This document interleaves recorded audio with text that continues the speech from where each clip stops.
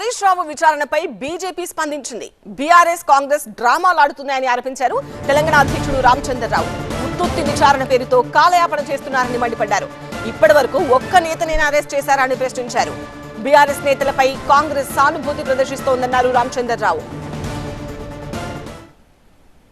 ఒక బాధితుడు విక్టిమ్ వేశాడు కేసు కాబట్టి వాళ్ళ చేసిన పాపానికి ఇంతవరకు బీఆర్ఎస్ చేసిన పాపం అంతా కూడా ఈరోజు మనము వాళ్ళు భరించాల్సి ఉంది, వాస్తవాలు రావాల్సిందే. కానీ కాంగ్రెస్ పార్టీ బీఆర్ఎస్ పార్టీ మీద ఎందుకో కొద్దిగా సాఫ్ట్గా ఉన్నట్టు మెత్తతనంగా వైరస్తుంది. ఇంతవరకు ఫోన్ ట్యాపింగ్ కేసులో ఏ ఒక్క నాయకుడిని అరెస్ట్ చేయలేదు, కేవలం అధికారులు మాత్రమే విచారించారు, అరెస్ట్ చేశారు, వాళ్ళ విట్నెస్ కింద చూస్తూ ఉన్నారు. కానీ అసలైన ఫోన్ ట్యాపింగ్ చేసింది ఎందుకు, ఎట్లా చేశారు, దానివల్ల ఎవరికి నష్టం జరిగింది, ఎందుకంటే దానివల్ల ఆ రోజు నష్టపోయింది భారతీయ జనతా పార్టీ.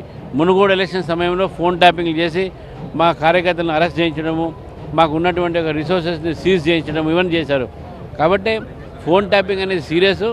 ఈరోజు హరీష్ రావు గారిని విచారించినా ఎవరిని విచారించినా భారతీయ జనతా పార్టీ కోరేది దీని మీద చర్య ఉండాలని చెప్పేసి మేము కోరుతా ఉన్నాం. ఒగ్గు కుంభకోణం జరిగింది తెలంగాణలో, దీని మీద ఎంక్వైరీ చేయాలి సిబిఐ, అది మాట్లాడుతున్నందుకే తనకు నోటీస్ ఇచ్చా అని చెప్పి హరీష్ రావు. అది వాళ్ళు తెలుసుకోవాలి. ఇద్దరు వాళ్ళు నోటీస్ మాత్రమే ఇస్తారు, అరెస్ట్ చేయరు కదా.